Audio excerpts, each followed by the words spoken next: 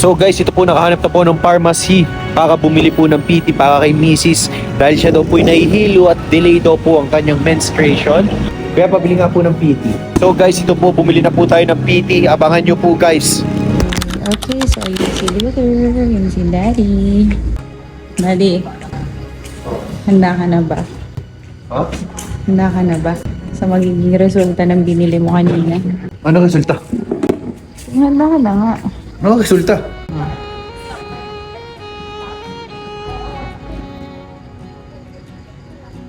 Tulog to. Ate na si Bella. Ate na si Bella, love. Buntis ka, love. Ate na si Buntis ka? Bella. Buntis ka, love. Ate na si Bella, o yun. Oo nga, no. Love, di nga. Yung pangalawa na try mo. Hindi ba positive na rin yung tatlo nung nakaraan? Magkakaroon ulit tayo ng baby.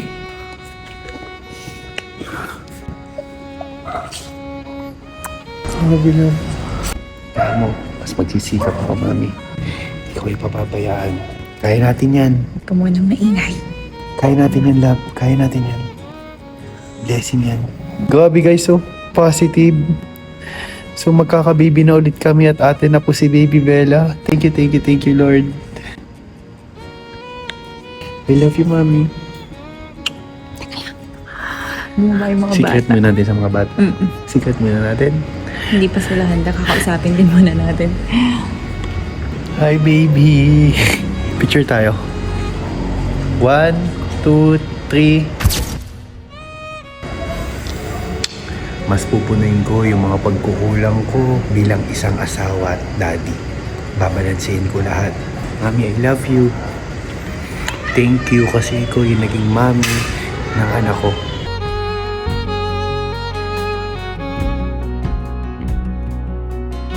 Hello guys, so kagigising lang po natin at may sorpresa po kay Papa ngayong umagang to dahil birthday po niya. So babatiin ko po siya ng maligayang kaarawan. Siya natawag na po. Ayan, natawag po sa akin. Sagutin natin guys. So Papa, Oh, bakit?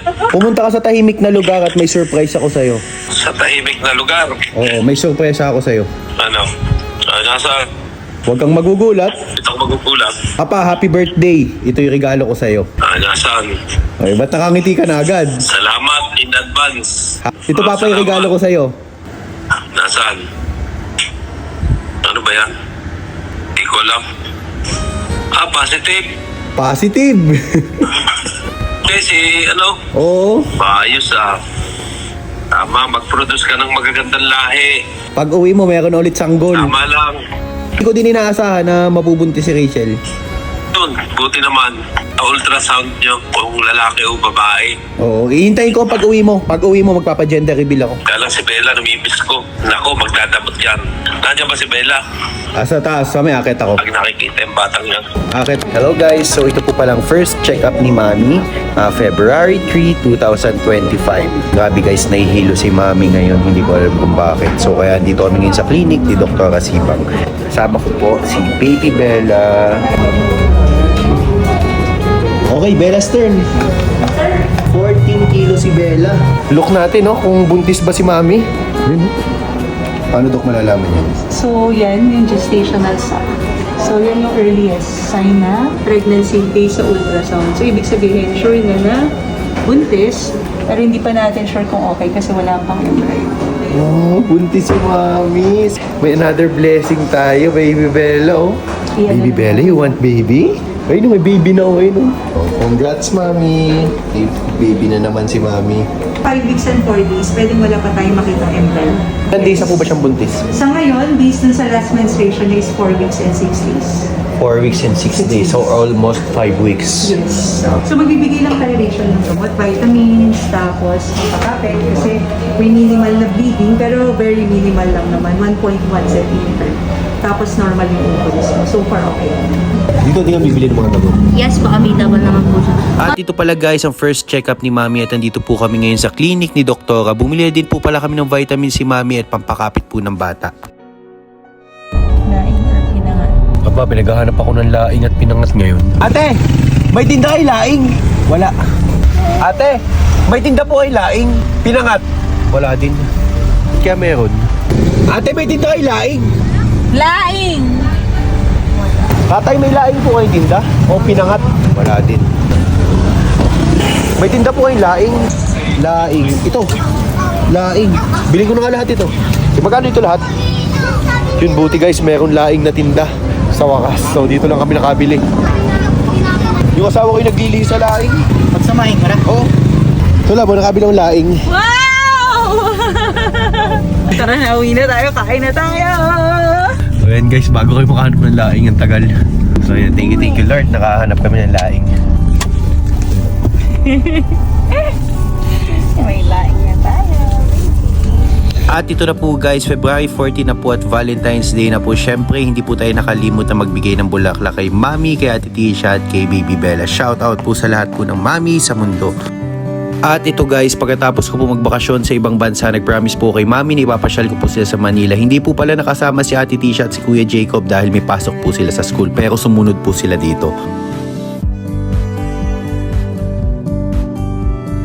At ito na po yung araw na hinihintay namin si Ate Tisha at si Kuya Jacob. Finally, ayan na po si Ate Tisha at si Kuya Jacob. At ito sobrang sarap lang sa pakiramdam dahil nabuo po ulit kami bilang pamilya kahit sa loob ng 2 araw dahil sobrang busy ng mga bata sa school. At syempre dahil nagkikray po si Buntis ng steak and kumain po kami ng steak ngayong aming tanghalian. And si Ate Tisha umorder po ng chicken at si Kuya Jacob ay paborito din po ay steak. At pagkatapos po nito ay umuwi na po kami ng Lucena tapos bumalik po ulit ako ng Manila para ihatid po ang nanay ko sa airport. And Mami, sasama ko si Baby Bella ha. Ha? Sasama ko ha?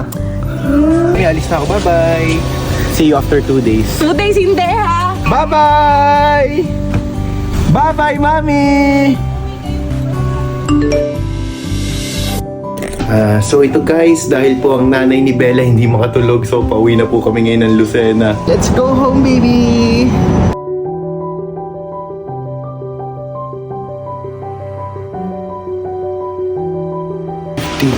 AM na po ng umaga. Grabe, pagod na po tayo sa biyahe.